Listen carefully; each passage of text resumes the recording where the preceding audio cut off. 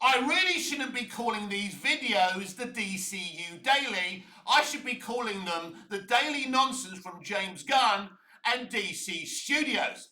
So let's read some daily nonsense from James Gunn and his soldiers from DC Studios. Welcome back to Movies TV Mad. I am Mick, your host with the most. Just ask your girlfriends, wives, and especially your boyfriends and your husbands. A very warm welcome back. I am Mick Meanus. This is Movies TV Mad, and this is Thursday's edition of the DCU Daily. You can follow me on X Twitter at Movies TV Mad, and on Instagram and on Threads at Movies TV Mad X, on Snapchat BMouth60, and on TikTok Mad Mickey's World. So would you like to hear some quotes from James Gunn and his minions from DC Studios? The nonsense continues. And I'm never going to stop exposing this nonsense. They're going to keep on putting out content, movies and streaming shows, but they're going to die. It's going to be over. The DCU will die very, very quickly in the next few years. It isn't going to be successful. It's interesting to me that Warner Brothers are doing well this year, but they're hemorrhaging so much money, that the little profits that they're making, because they've made money on films like Weapons, but the profit margins are so small. So you can make a cheap $100 million movie and make a little profit from it, and normally, if Warner Brothers were doing well, this would be okay. But they need $1 billion, $2 billion box office. They need movies to do that for them. The problem is, as I say, they're hemorrhaging so much money, they can't afford big budgets. I look at the 225 million budget for Superman. You look at that film, it doesn't look like a $225 million movie. It looks like a $50 to $75 million budgeted movie. It looks really, really cheap. So despite them doing really well this year, because they're hemorrhaging so much money, it doesn't make a difference. So anyway, let's get into it. James Gunn confirms the Authority movie is still in development. It's the one that got messed with though, and all of the other things that were happening. The script had a harder time coming along. There is someone who is a really good creator who talked to me the other day. You see, it's the same song coming from the same hymn sheet. I've got a secret writer writing Brave and the Bold, but I don't want to put any pressure on them. He keeps on going through these things. Brave and the Bold is nowhere closer to going into production.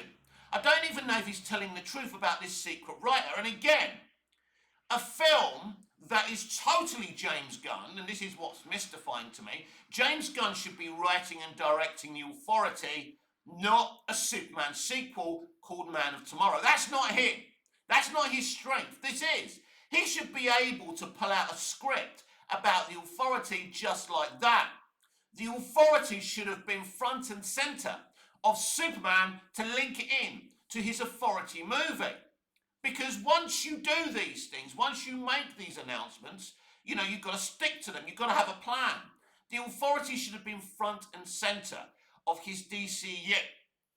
So why isn't he writing and directing The Authority? Why has he got someone talented, apparently, writing this thing? It's more bullshit from James Gunn. The reality is, The Authority... Listen, I'm going to say this to you, right? I'm going to make Boba Talks in charge of the dares that I have to take for being wrong, right? So whatever I get wrong, you have to go over to Boba Talks and say, what do you think, what forfeit, what dare should Mick from Movies TV Mad have to make? I'm game for a laugh. I will do fucking anything. But anyway, right, now there's rumours that Swamp Thing by James Mangold is still happening. If basically, right, if that film ever gets made, go over to Boba Talks and ask him what forfeit, what dare I should make. Swamp Thing by James Mangold is never going to happen. But they keep on putting out these rumours. The DCU, DC Studios, is a place full of bullshit and fresh air. They don't live off of oxygen, they live off of bullshit. James Mangold has just signed a very lucrative contract with the newly owned Paramount Pictures. I don't even think he's ever going to get to make or have time to make his Star Wars movie. James Mangold is like a prostitute in the red light district. He's going out to the highest bidder. Creativity and talent has gone out the window. These men are just taking lucrative streaming deals and studio deals. They don't even care about making good shit.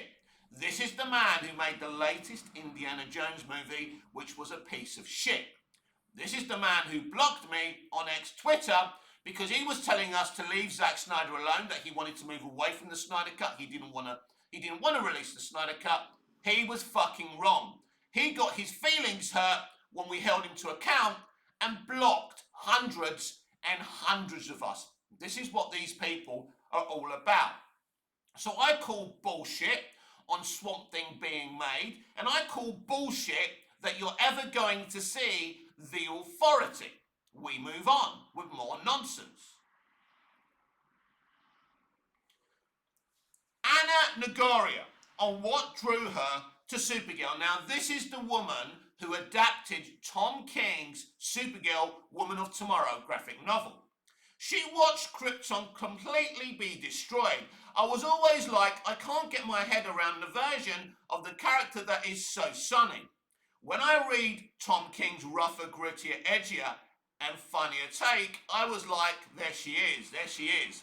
She talks about a grittier, compelling take, and that she didn't want this character to be sunny, for example, like Helen Slater's version in Supergirl 1984. A film that's put down all the time, but it's a safe space for me. I loved Helen as Supergirl, and I love that movie despite its flaws.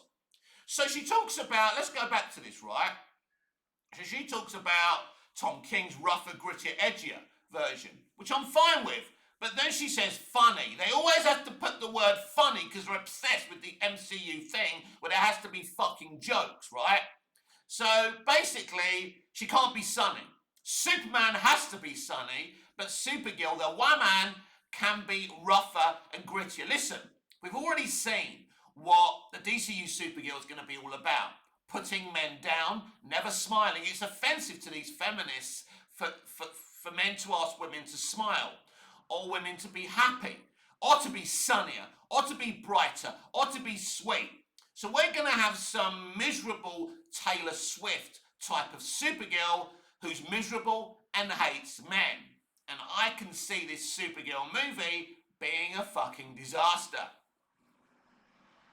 Yeah, the poster says look away for a fucking reason, and I think a lot of people are going to be looking a fucking way. Anyway, James Gunn says they really let it go with Peacemaker. The show delights me. I really do whatever I want with Peacemaker, and I mean in one respect I do whatever I want with anything, because I'm able to make my own choices and I'm my own boss. We take chances. James, there lies the problem. You can do whatever you want.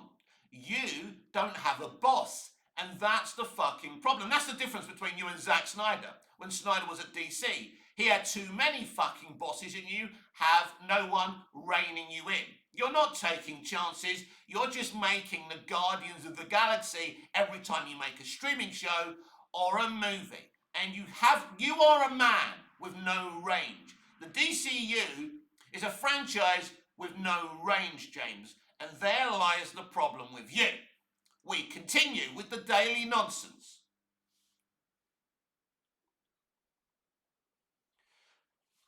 James Gunn made sure Danielle Brooks was comfortable because there's an element of racism in Peacemaker too.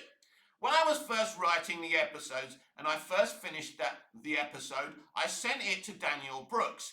And we had a big conversation. I wanted to make sure she was okay with everything. Now, I really liked Danielle's performance in season 1 of Peacemaker.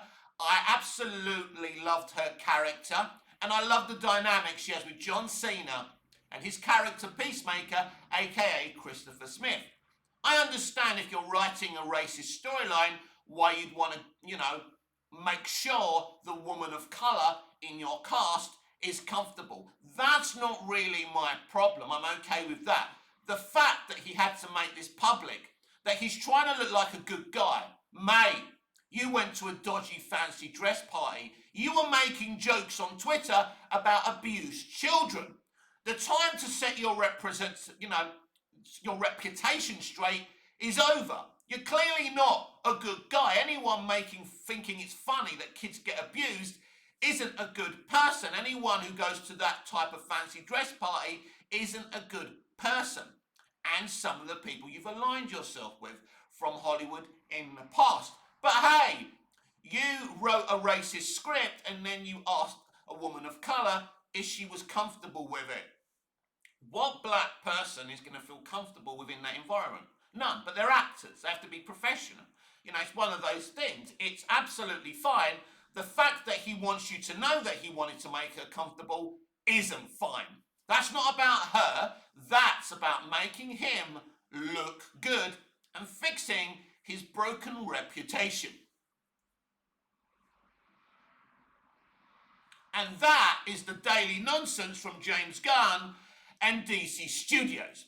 What do we see from all this daily nonsense from James Gunn and DC Studios? What we see is a very, very nervous company, very nervous people. I would assume the 620 million for James Gunn's Superman is as good as the DCU is going to get. I believe the Clayface movie, a body horror movie in the DC universe, has a lot of potential, an R-rated movie. It's going to cost 100 million, under 100 million. It's going to be a cheap movie. So if they can get back 300 million, 400 million, even 500 million, if it does really well for them, that's a good profit. The problem is, as I keep on saying, WB needs to make huge movies with huge profit margins, and they're hemorrhaging so much money they can't afford to do it. So they can't keep on making small profits. But I'm all for Clayface. It sounds interesting. Problem is, first mistake they made, it should be part of DC Elseworlds and not the DCU. That's just my opinion. So I'm kind of interested in this body horror movie, but this is what I'm saying. We should be getting different types of movies like Clayface by people who have a vision, not people who are trying to make content. This is where the problem is. And as I keep on saying, you can have an independent director and a writer writing something, but at the end of the day, James Gunn will be in the editing room and he'll be giving you notes. So again, it all ends up being a James Gunn story, a James Gunn movie, because he's got his dirty little palm prints all over it. So you're never going to get anything, diverse and different and varied, because as he said, he's his own boss and he can do whatever he wants. That's the biggest red flag all of you should take. So let's be absolutely clear what we've got from the daily nonsense from James Gunn and DC Studios. They're trying to tell you that the authority is still happening because they're embarrassed the fact that they announced the authority and it's not actually happening. They want you to believe that Brave and the Bold and the DCU Batman is happening. Something that should have been launched in Superman. We should have seen Batman in Superman. That should have been there. We should have seen Bruce Wayne or Batman or whatever. That should have been where we see him. But they don't want two Batmen. That's the problem. They have already got a Batman in DC Elseworlds. That should be enough. And if they didn't jump from a marriage, one marriage into another, leaving the DCEU and jumping into the ill-fated DCU, it would be fine. Matt's Batman would be happening. You could have different visions for different characters, and that would be it. So this is the mistake, because they jumped into a connective universe, but they've already got a Batman, and they don't know what to do with Batman. They don't know whether to have a separate DCU Batman, and Gunn is just bullshitting to the fans. And I will walk outside in the middle of the road naked if we ever see James Mangold's written and directed Swamp Thing. When I first heard about this, I thought, yeah, Mangold's a talented guy. I don't like Mangold, and I think he sold out to Disney many years ago. But the fact is, he's a very talented writer-director, and he's made many a great movie. He's a great director in modern day film. I agree with that. But he's not going to write and direct Swamp Thing, and I'll tell you why, just before I sign off for the day. He wanted a DC Elseworlds written and directed Swamp Thing movie. He wanted to write and direct something that had nothing to do with the DCU. And I can exclusively reveal to you, and I've told you this many times, that Gunn wanted Swamp Thing to be in the DCU, and that's why James Mangold will never write and direct a Swamp Thing movie for DC Studios.